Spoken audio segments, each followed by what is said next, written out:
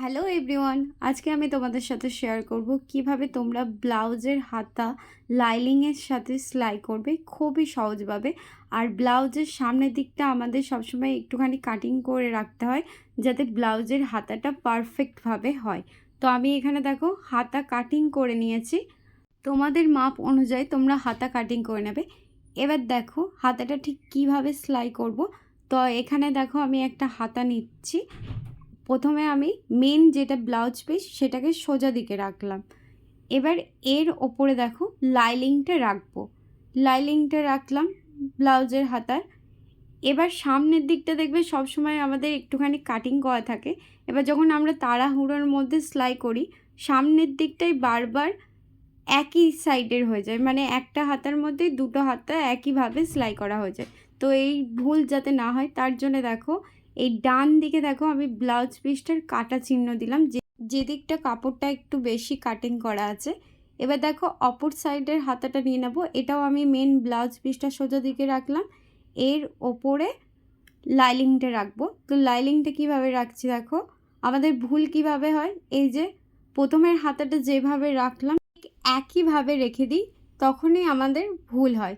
তো এই ভুল যাতে না হয় তার জন্য দেখো কি করব, ঠিক এই যেদিকে কম কাপড়টা আছে সেই দিকে বাঁ দিকে কাটা চিহ্নটা দিয়ে দেবো। আর ওপরের হাতাটা দেখো ঠিক ডান দিকে কম কাপড় আছে সেই ডান দিকে কাটা চিহ্নটা দিয়ে দিলাম। তাহলে এভাবে আমরা যদি চিহ্ন করে রাখি কখনোই আমাদের ভুল হবে না, তাড়াহুড়োর মধ্যেও আমরা ঠিকভাবে সেলাই করতে পারবো।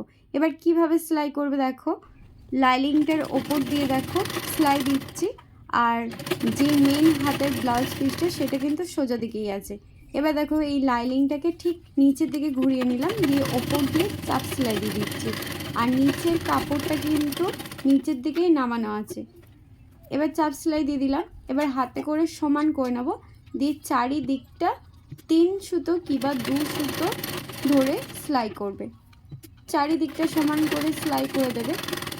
আর তোমরা যদি পারফেক্টভাবে হাতটা কাটিং করতে না জানো তো আমার ভিডিও পোস্ট করা আছে, আমি ডেসক্রিপশনে লিঙ্ক দিয়ে দেবো, তোমরা হাতা কাটিং করার ভিডিও দেখে নিও। তো এবার দেখো যে এক্সট্রা কাপড়গুলো আছে সেই এক্সট্রা কাপড়গুলো আমি কাটিং করে নিচ্ছি। কাটিং করে নিয়েছি। এবার দেখো আমাদের বাঁ দিকের হাতাটা রেডি হয়ে গেল। আর সামনের দিকটা দেখো কম আছে। এবার ডান দিকের হাতাটা সেলাই করব। দেখো ঠিক যেরকম আমাদের ক্রস করা ছিল সেরকম ক্রস কিন্তু বাঁ দিকে আছে, বাঁ দিকে থাকলেই কিন্তু হাতাটা ডান দিকে তৈরি হবে। এভাবে তোমরা চিহ্ন করে রাখবে বা মনেও রাখতে পারো, তাহলে দেখবে কোনো রকম ভুল হবে না। ঠিক একইভাবে সেলাই করব যেভাবে সেলাই করলাম। ব্লাউজ পিসটা সোজা দিকে আছে, তার উপরেই লাইলিংটা রেখে নিচটা সেলাই করে নিচ্ছি। এবার ঘুরিয়ে নিলাম দেখো লাইলিংটাকে, দিয়ে ওপর দিয়ে চাপ সেলাই দিয়ে দিচ্ছি।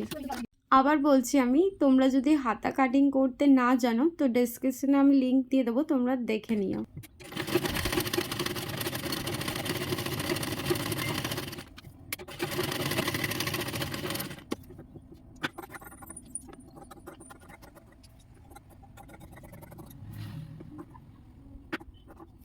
এক্সট্রা কাপড়গুলো কাটিং করে নিয়েছি।